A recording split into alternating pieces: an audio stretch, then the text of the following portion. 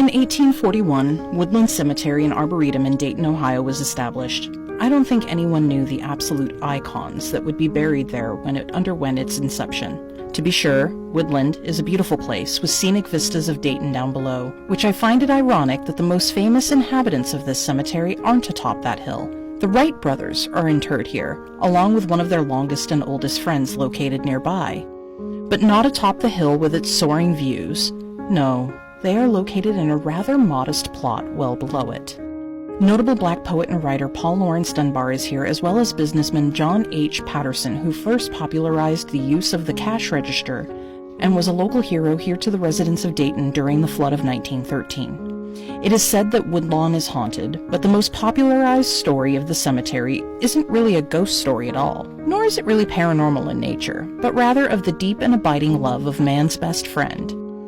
You see, within Woodlawn there's the child's grave belonged to little Johnny Morehouse.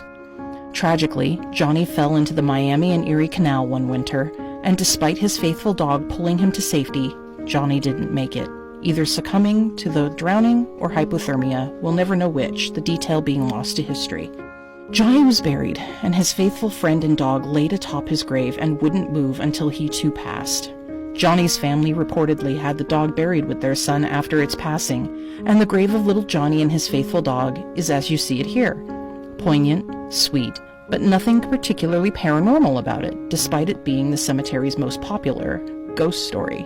And I do put air quotes around that, my little strangelings. That is, until people started to report the sounds of a boy's laughter and a dog's barking, even though neither could be seen with the naked eye. It is said that Johnny and his faithful friend were reunited in death, and their playful spirits remain at Woodland to this day, frolicking in the grass and playful as they were in life together. In addition to Johnny and his dog, there are reports of a girl in jeans wearing white tennis shoes who can be spotted sitting on a stone within Woodland. She likes to talk to visitors who swear they've spoken to a living person, which reminds me of the story I told you in the first Fledgling Files of the old sea captain on the Seattle waterfront. If you happen to live near or wander through Woodland, keep your eyes out for her, and maybe for an old-school yellow taxi cab with checkered markings on it.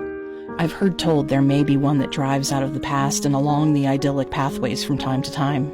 As always, if you think I should ever cover anything, or if you have a story I've missed or should add to any of these, please feel free to email me at soundparanormal@gmail.com. You can find it with a click in my bio here on TikTok.